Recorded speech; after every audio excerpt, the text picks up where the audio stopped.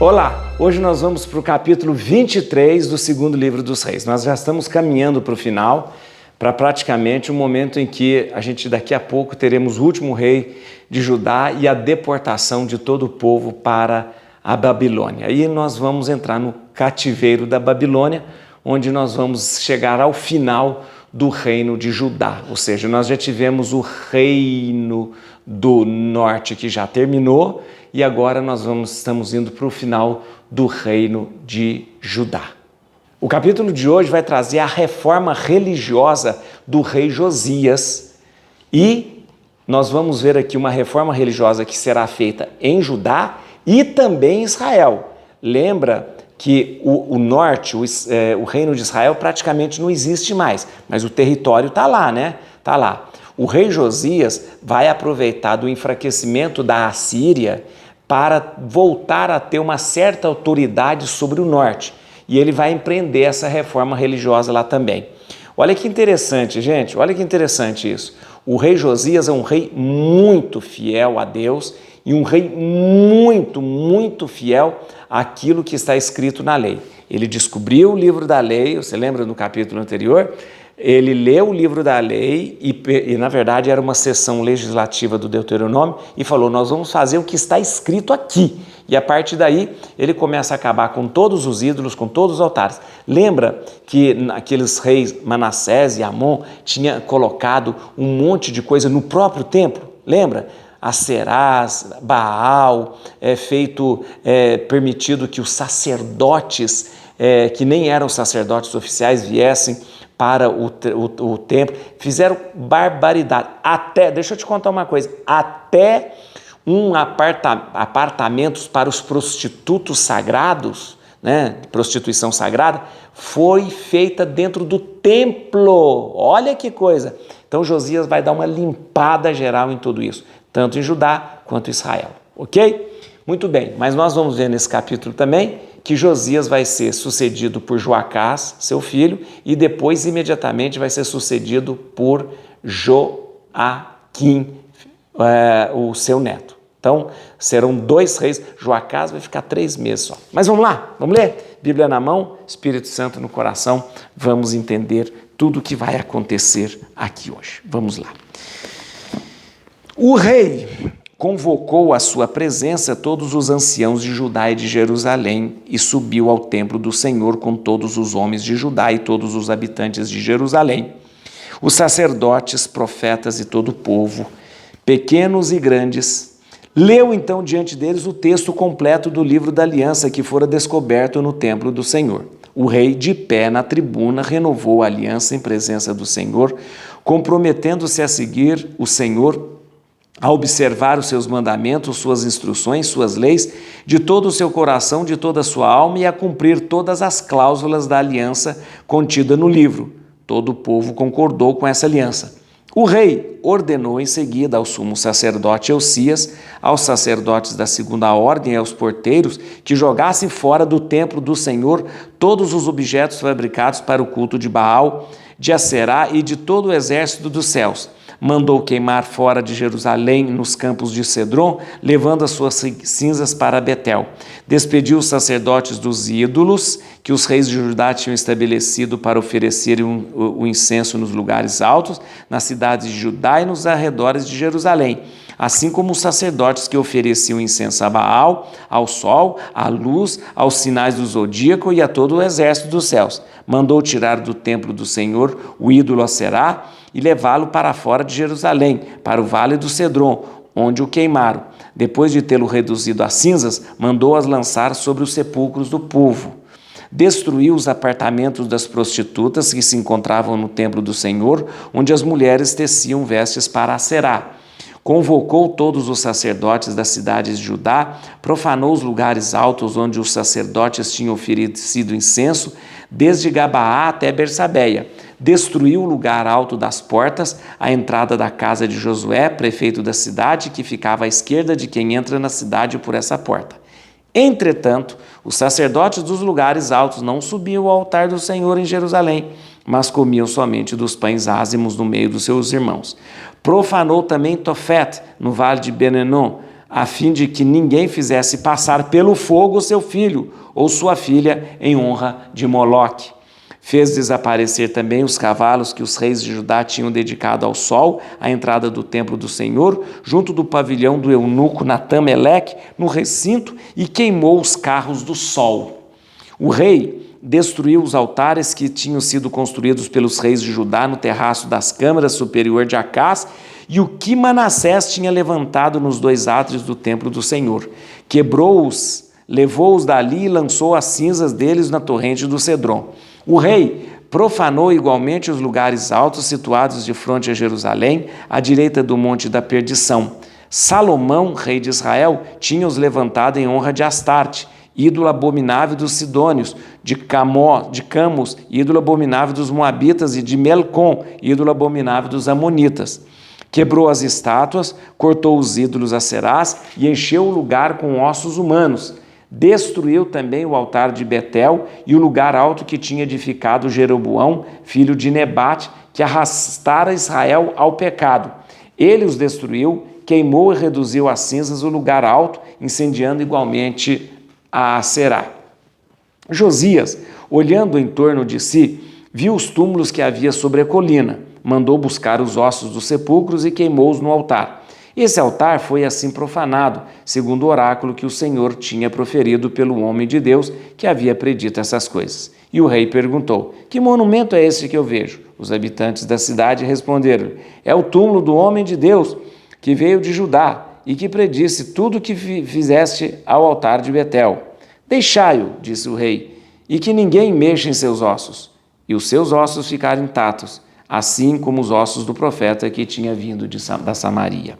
Josias destruiu assim todos os santuários dos lugares altos que se encontravam na cidade de Samaria e que os reis de Israel tinham edificado para a grande cólera do Senhor. Fez deles o que tinha feito do altar de Betel. Matou todos os sacerdotes dos lugares altos que ali havia e queimou sobre esses altares ossos humanos. Depois voltou para Jerusalém. O rei deu esta ordem a todo o povo: celebrai a Páscoa em honra do Senhor, vosso Deus, segundo as prescrições do livro da aliança. Jamais se celebrou a Páscoa semelhante desde a época dos juízes que tinham regido Israel e durante todo o tempo dos reis de Israel e de Judá. Essa Páscoa foi celebrada em honra do Senhor em Jerusalém no 18º ano do reinado de Josias. Josias acabou também com os necromantes, os adivinhos, os terafins, os ídolos e as abominações que se viam na terra de Judá e em Jerusalém, pois queriam obedecer às prescrições da lei, tais quais figuravam no livro que o sacerdote Osias descobriu no templo do Senhor. Não houve jamais, antes de Josias, um rei que se convertesse como ele ao Senhor, de todo o seu coração, de toda a sua alma e de todas as suas forças, seguindo em tudo a lei de Moisés, nem depois dele houve outro semelhante. Contudo, por causa dos crimes com que Manassés o tinha irritado o Senhor, não abrandou a violência de seu furor contra Judá, porque tinha dito: expulsarei também Judá para longe de mim, como rejeitei Israel, e rejeitarei essa cidade de Jerusalém, que escolhi, e o templo do qual eu disse: aqui residirá o meu nome. O restante da história de Josias, seus atos e grandes feitos, tudo se acha consignado no livro das crônicas dos reis de Judá. Durante seu reinado, o faraó Necau, ou Necó, rei do Egito, subiu contra o rei da Síria na direção do Eufrates. O rei Josias saiu-lhe ao encontro, mas foi morto pelo faraó em Megido, logo no primeiro combate. Seus servos transportaram seu cadáver num carro de Megido a Jerusalém e o sepultamento em seu túmulo. O povo elegeu então Joacás, filho de Josias, que foi ungido e aclamado rei em seu lugar. Muito bem, agora Joacás fica rei, vai reinar só 3 meses. Joacás tinha 23 anos quando começou a reinar e reinou durante 3 meses em Jerusalém. Sua mãe chamava-se Amital, filha de Jeremias, natural de Libna. Fez o mal diante do Senhor, assim como tinha feito seus pais. Joacás também foi horrível. O faraó Necau acorrentou-o em Rebla, na terra de Emate, de modo que ele não reinou mais em Jerusalém, e impôs à terra uma contribuição de 100 talentos de prata e 1 talento de ouro. O faraó Necal estabeleceu Eliacim, filho de Josias, no trono, em lugar de seu pai Josias, e mudou-lhe o nome para Joaquim. Na verdade era filho de Josias. Não era... nós temos 2 filhos de Josias, o Joacás e o Eliacim, que vira Joaquim. E ele também vai ser... o Joacás vai ser preso pelo rei do Egito e entra o seu irmão como rei. Quanto a então Faraó Necal estabeleceu Eliacim, filho de Josias, no trono, em lugar de seu pai Josias, e mudou-lhe o nome para Joaquim. Mudou o nome de Eliacim para Joaquim. Quanto a Joacás, foi levado para o Egito, onde morreu. Joaquim deu ao faraó a prata e o ouro exigidos, mas para fornecer o peso estipulado, exigiu do povo, fixando a quantia que cada um devia pagar, e levantou essa contribuição de ouro e de prata para dar ao faraó Necal. Agora Joaquim, rei de Judá, vamos lá, olha aqui. Joaquim tinha 25 anos quando começou a reinar. Reinou durante 11 anos em Jerusalém. Sua mãe chamava-se Zebida, filha de Fadaídas, natural de Aruma. Fez o mal aos olhos do Senhor, como tinha feito seus pais. Muito bem, gente. O que está acontecendo aqui? Vamos entender direitinho o que aconteceu? Falei para você que a gente está chegando no final aí do reino de Judá. Mas o que nós temos? Josias, nós temos um rei maravilhoso. Um rei que descobriu o livro da lei, como eu disse, um pedaço, uma seção do livro de Deuteronômio que fala sobre as prescrições.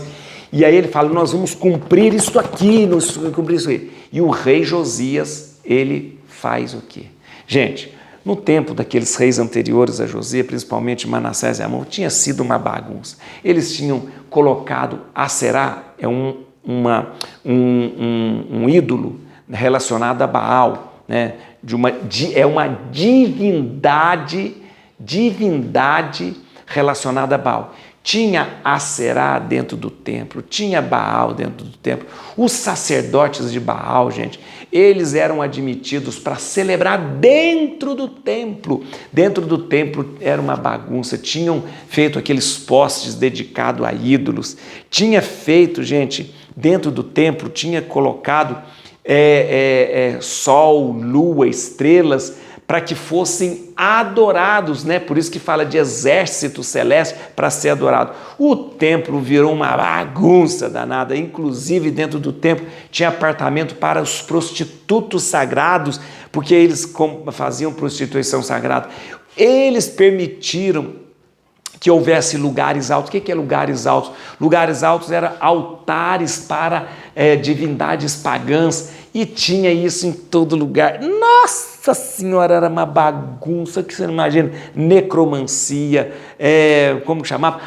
Sacrifício de criança. Eles estavam adorando o deus Moloch, deus Moloch.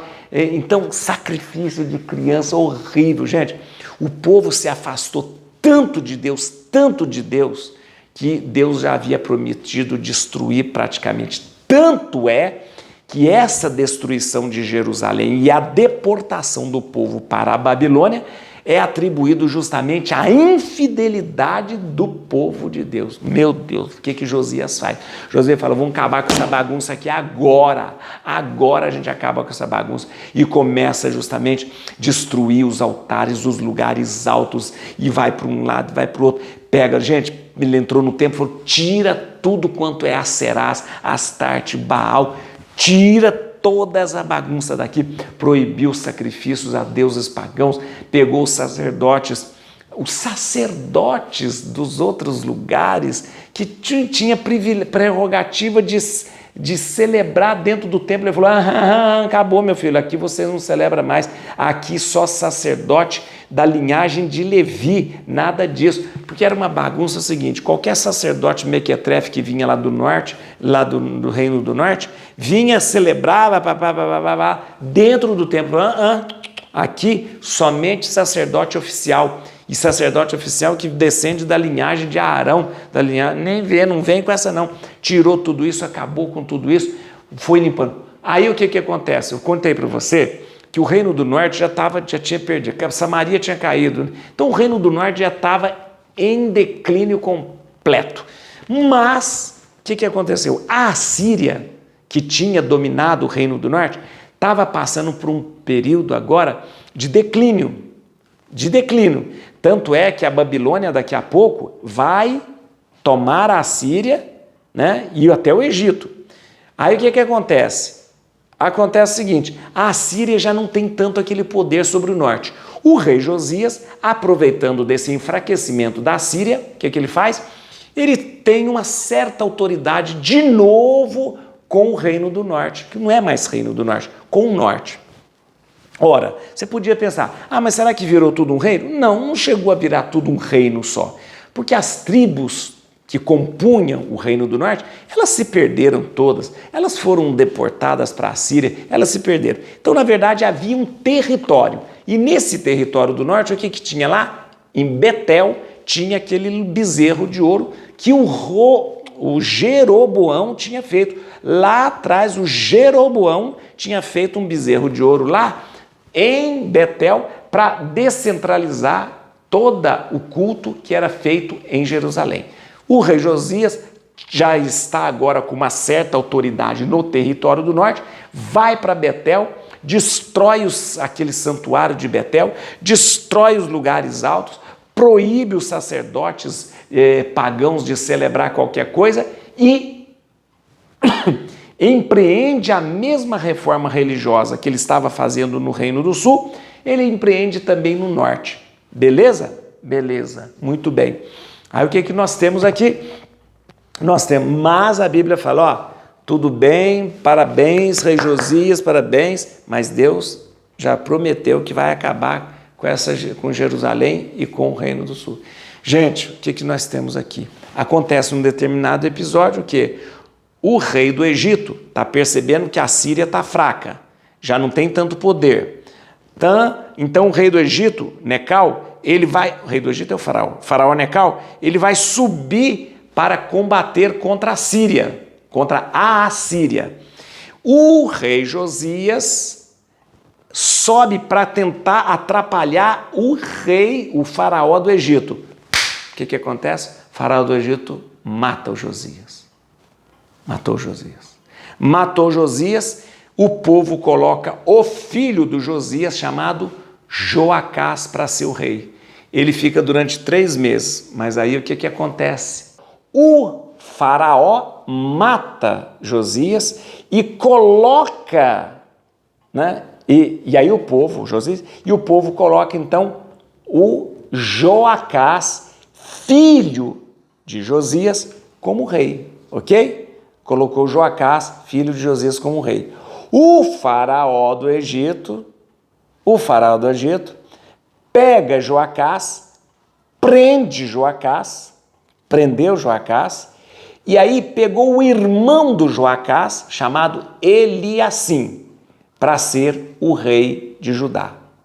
Então, o que ele fez? Atenção, rei Josias vai lá querer impedir o faraó do Egito de ir para a Síria. É morto pelo faraó do Egito. O faraó do Egito, quando o Josias morre, entra no seu lugar Joacás, filho de Josias. O faraó vai lá, pega o Joacás. Joacás foi rei só 3 meses. Acorrentou Joacás, levou para o Egito. Pegou o irmão do Joacás, chamado Eliacim, e colocou ele como um rei. E para dizer que ele agora dependia do faraó do Egito, ele mudou o nome de Eliacim para Joaquim, entendeu? E aí então o irmão de Joacás, chamava Eliacim, teve o seu nome mudado para Joaquim e passou a ser o rei agora do reino de Judá. Quem está mandando mesmo é o Egito, mas não vai durar muito tempo isso não, porque está para aparecer aí, vou te contar uma coisa, vai surgir aí o grande Nabucodonosor, rei da Babilônia. Ele vem com tudo contra o Egito e vem com tudo contra Judá. Então se segura aí, porque está chegando o Nabucodonosor, e o Nabucodonosor vem com tudo, hein? Vem com tudo aí. Nós então encerramos hoje esse capítulo, tendo como rei de Judá Joaquim, que antigamente se chamava Eliassim, que está meio vassalo do Egito, porque foi o Egito que colocou o Eliassim para ser rei. E nessa história do Egito, o Egito matou Josias, o Egito tem Joacás como o rei, começa a cobrar tributo do Joacás, prende o Joacás lá no Egito, bota o Joaquim agora como rei e começa a cobrar tributos do Joaquim. E o Joaquim, enquanto era rei de Judá, para pagar esse tributo para Egito, nossa, você não sabe o que ele fez. Espoliou o povo, aumentou imposto para que eles tivessem dinheiro para mandar para o Egito.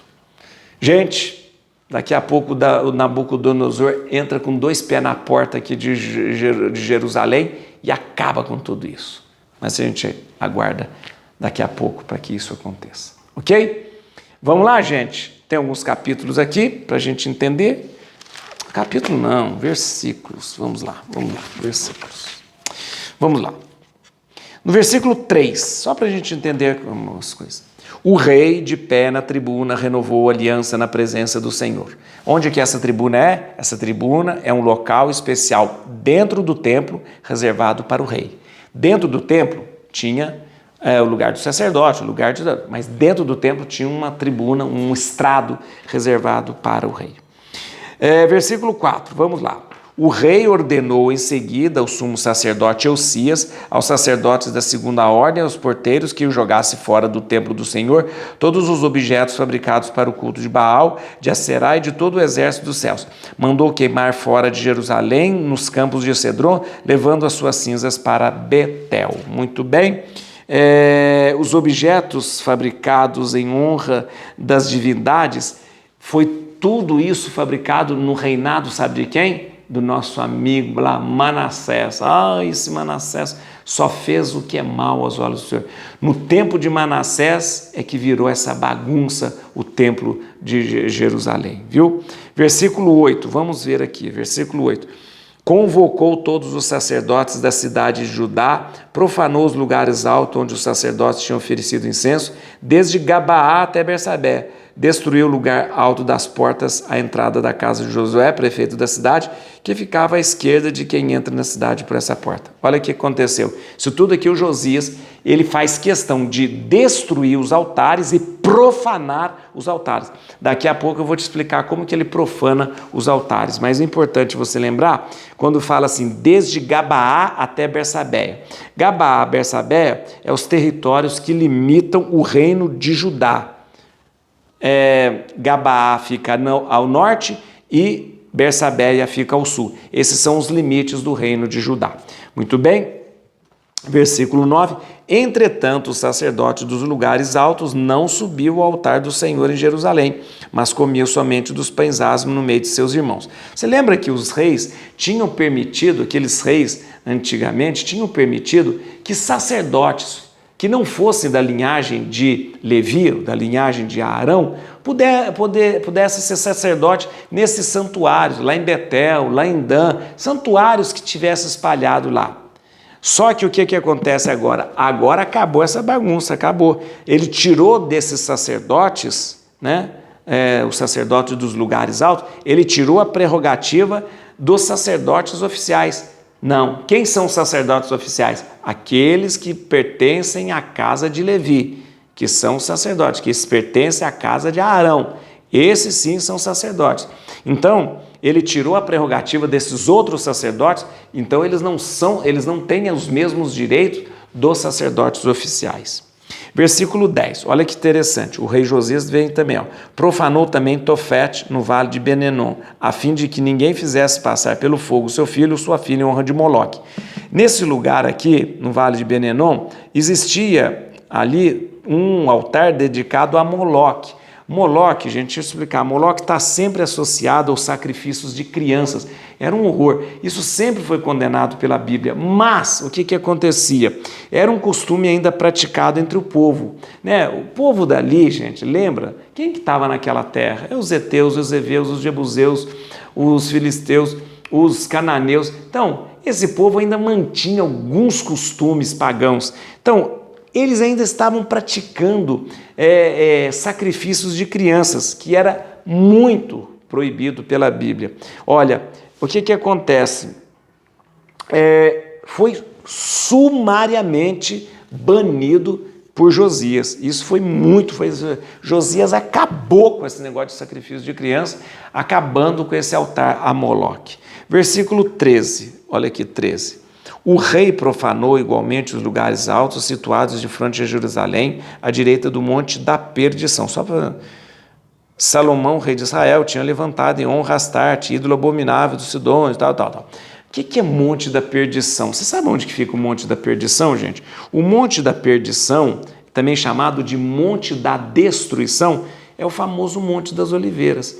Ali no Monte das Oliveiras tinham sido elevados altares para deuses pagãos. Tinha, gente, inclusive no tempo do rei Salomão, que tinha permitido, por questão política, né, tinha permitido levantar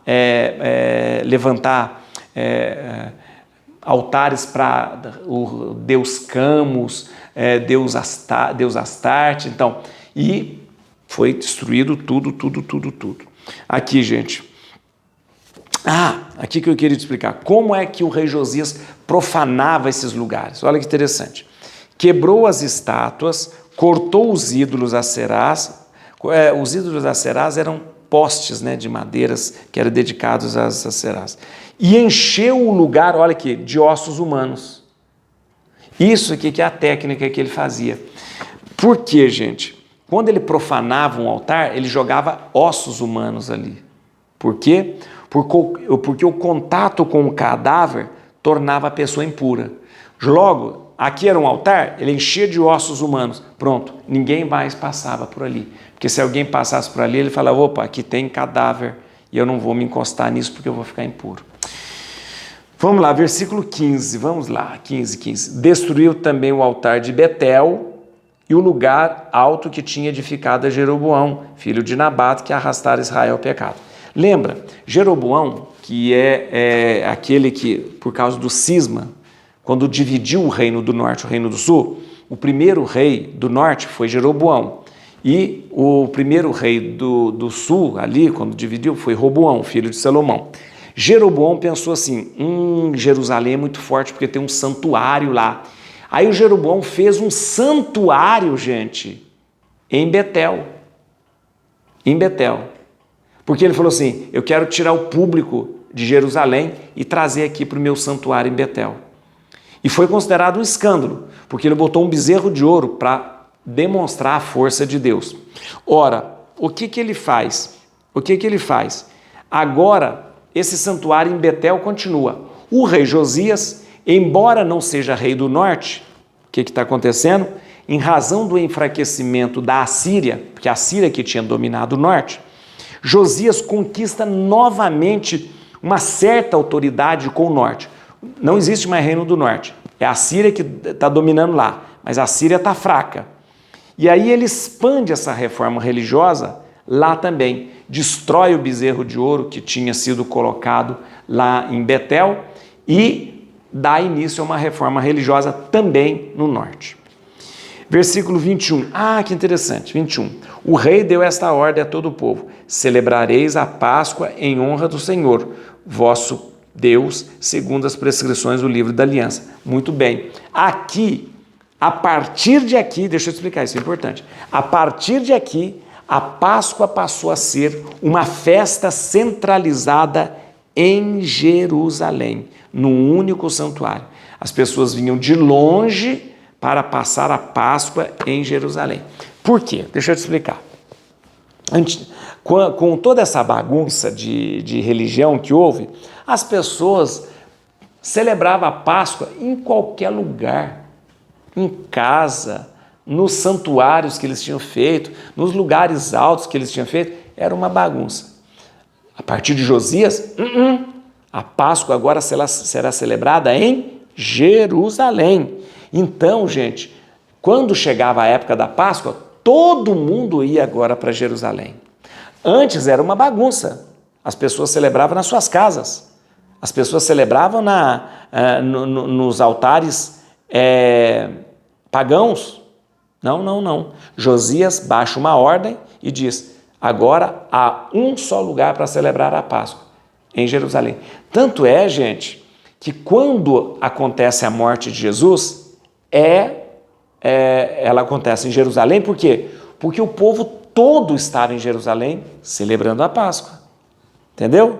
Olha que você podia pensar, mas por que tinha esse povão de gente, esse montão de gente lá em Jerusalém?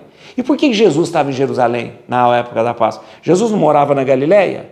Maria não morava na Galileia? Pedro, João, esse pessoal não eram pescadores que ficavam lá no Mar da Galileia? O que esse povo estava fazendo em Jerusalém quando Jesus morreu? Ora, como o rei Josias, lá atrás, tinha determinado que agora a Páscoa é uma festa centralizada em Jerusalém, todo o povo, quando chegava na época da Páscoa, ia para Jerusalém. Por isso, estava Jesus, Pedro, Tiago, João, todo mundo lá em Jerusalém celebrando a Páscoa. Bom, vamos lá. Versículo 29, está acabando aqui, gente. 29. Durante o seu reinado, o faraó Necal, rei do Egito, subiu contra o rei da Síria em direção do Eufrates. O rei Josias saiu ao encontro, mas foi morto pelo faraó em Meguido logo no primeiro combate. É aquela história. A Síria enfraqueceu. A Síria tinha domínio lá, todo aquele norte, tinha tomado Jerusalém, tinha tomado o reino do norte e tal. O Egito falou: opa, estamos vendo uma coisa boa, vamos lá, já que a Síria está fraca, vamos contra a Síria. Quando eles sobem contra a Síria, o rei Josias falou: não vou deixar esse faraó subir contra não, senão nós estamos perdidos. E o rei Josias tenta se opor ao faraó, só que não tem condições. O faraó mata o rei Josias. Matou o rei Josias, né? O rei Josias, ele praticamente